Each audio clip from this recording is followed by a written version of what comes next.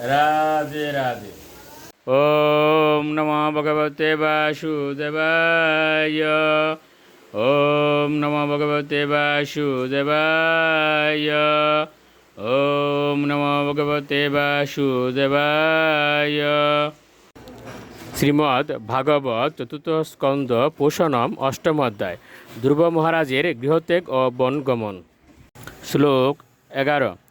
ন বৎস নিপতের্দিষ্ণম ভবানারুরুমর্হতি ন গৃহীত ময়া ইয়ত্তম কক্ষাবপি নিপাত্মজ। অনুবাদ। রানী সুরুচি ধ্রুব মহারাজকে বললেন, হে বৎস, তুমি রাজ সিংহাসনে অথবা রাজার কুলে বসার যোগ্য নও। নিঃসন্দেহে তুমি রাজার পুত্র, কিন্তু যেহেতু তুমি আমার গর্ভে জন্মগ্রহণ করনি, তাই তুমি তোমার পিতার কুলে বসার যোগ্য নও। শ্লোক 12।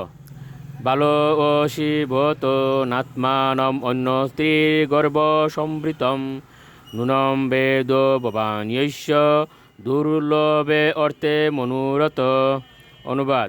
হে বৎস, তুমি জানো না যে আমার গর্ভে জন্মগ্রহণ না করে তুমি অন্য কোনো স্ত্রীর গর্ভে জন্মগ্রহণ করেছ। তাই তোমার জেনে রাখা উচিত যে তোমার এই প্রচেষ্টা ব্যর্থ। তুমি এমন একটি বাসনা পূর্ণ করার চেষ্টা করছো যা পূর্ণ হওয়া অসম্ভব। শ্লোক 13।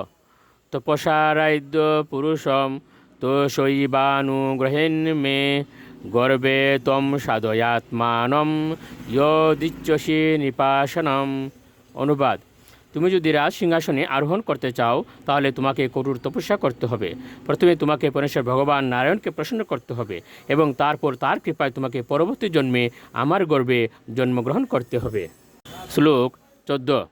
মৈত্রেয় উবাচ মাতুঃসপত্না সদুক্তিবিদ্য শশনরুষা দণ্ডহত যতা ইহ ইতামিশন্तं পিতরম স্বর্ণবাচম জগাম মাতু প্ররুদন সকাশম।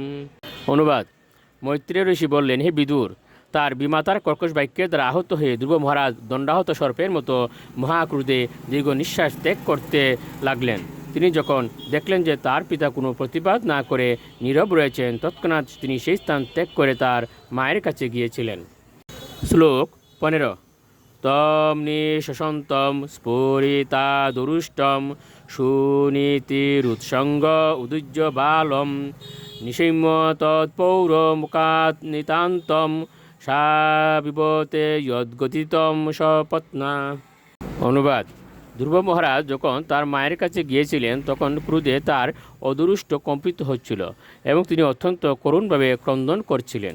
সুনীতি তখনই তাকে তার কুলে তুলে নিয়েছিলেন এবং অন্তরপুরবাসীরা তার কাছে তখন সুরুচির সমস্ত দুরুক্তির কথা সবিস্তারে বর্ণনা করেছিলেন। তার ফলে সুনীতিও অত্যন্ত ব্যথিত হয়েছিলেন। রাধে রাধে।